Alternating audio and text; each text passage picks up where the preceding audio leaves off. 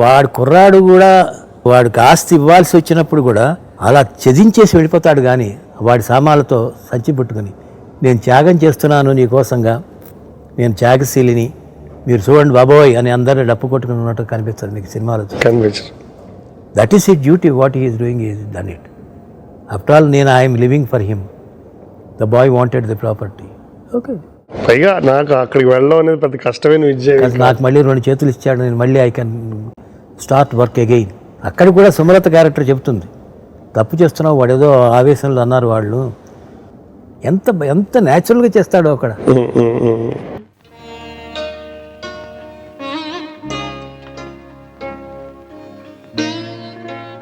ఇవిగో తాళం చెవులు, ఇందులో ఫ్యాక్టరీవి, షాప్వి, ఇంటివి అన్నీ ఉన్నాయి. మరి ఇల్లు ఇప్పుడు ఖాళీ చేస్తున్నారు?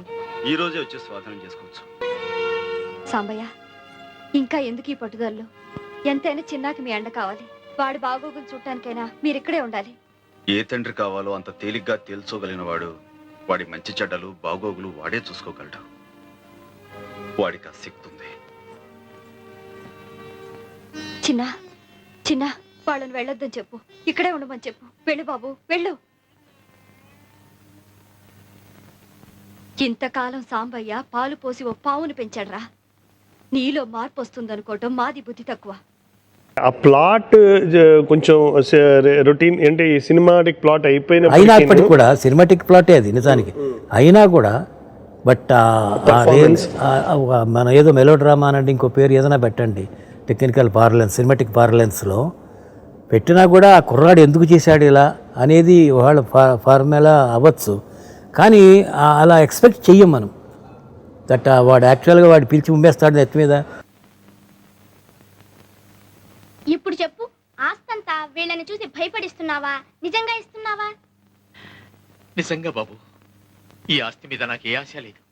తీసుకో బాబు.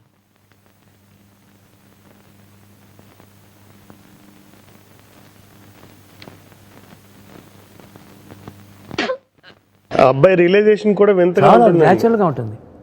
మరి వాడు కూడా పశ్చాత్తాపట్టినట్టు చూపించలేదు, విజువల్గా చూపించాను నేను. I shown it visually that వాడు ఈ పేమెంట్ మీద వాడు కూర్చుంటే అవతల పేమెంట్ మీద వాళ్ళ నాన్నలా కూర్చున్నాడు. అది అద్భుతం సార్. అది అంటే వచ్చి ఏడ్ చేసి సారీ నాన్న అవేమో ఏమీ లేదు.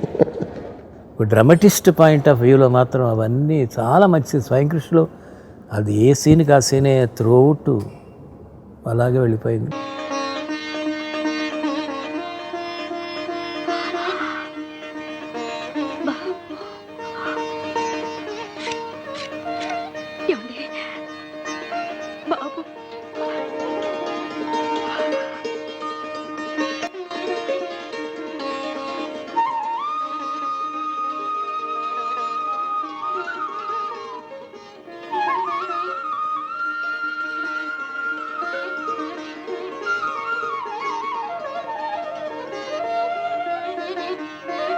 నేను ఏదో అనుకున్నానో ఆ థీమ్ చివరికి వాళ్ళు ఇద్దరు రోడ్డు క్రాస్ చేస్తారు కదా, అదే మా క్లైమాక్స్.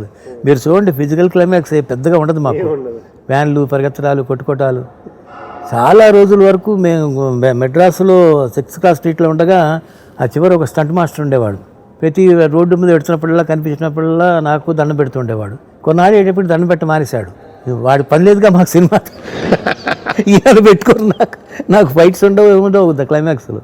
అంతే మా క్లైమాక్స్ అట్టగే ఉంటుంది, ఎమోషనల్ క్లైమాక్స్. కానీ అసలు యాక్చువల్గా ఒక సినిమా, మీరు ఆ సినిమా పేరు కూడా వినుండరు, కానీ ఒక ఫైట్ వచ్చింది దాంట్లో డివిఎస్ రాజు గారి సినిమాలో. ఆ ఫైట్ వరకు నేను షూట్ చేసేసి అది మన కేఎస్ఆర్ దాస్ గొప్ప చెప్పేశాను, నాయన ఈ ఫైట్ నువ్వు తీసే, నాకు చేత కాదు, నాకు తెలియదు. అక్కడి నుంచి అతను టేక్ ఓవర్ చేశాడు. ఇది హిస్టరీలో గమ్మత్, అదొక గమ్మత్ అయిన, నా జీవితంలో అదొక గమ్మత్ అయిన మలుపు.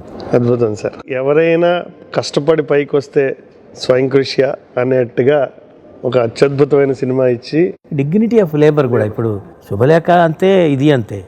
మనం కష్టపడితే మాత్రం పైకి రావచ్చు. జీవితం అంతా ఇలా ఉండక్కల్లా ఈ లక్ష్యం మంచిదై ఉండాలి.